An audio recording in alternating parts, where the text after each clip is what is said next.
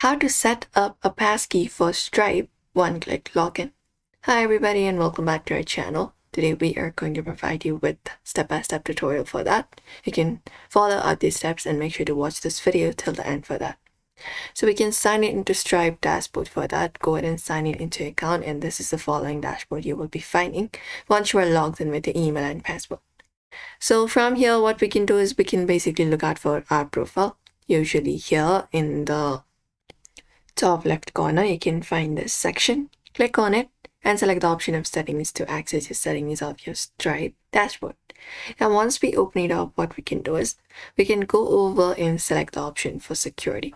So go ahead and find security option here, or go to personal details first and open it up. After that, you should be headed towards this page.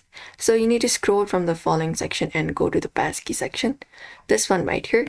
When we sign in, it will let us sign in securely with our biometrics, device PIN or hardware security key. And passkeys are easy to set up and can also be used for two-step authentication. So click on this option called Add Passkey. After that, you can follow up the process. So click on Send Verification and they will send a verification link. So go ahead and open up your Gmail and find that particular email, this one right here. And basically go ahead and look out for this verification link and click on this option called Verify Identity. Once you click on that option, you will be headed towards this page.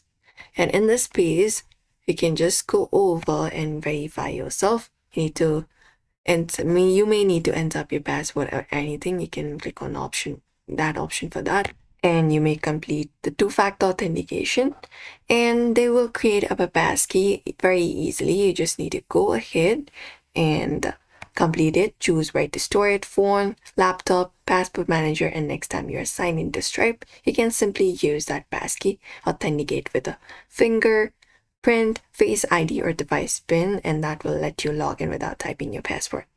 And that's it. So that is it, everybody. You just need to follow out this method for that. So we hope this video was helpful. Give this video a like and subscribe for more.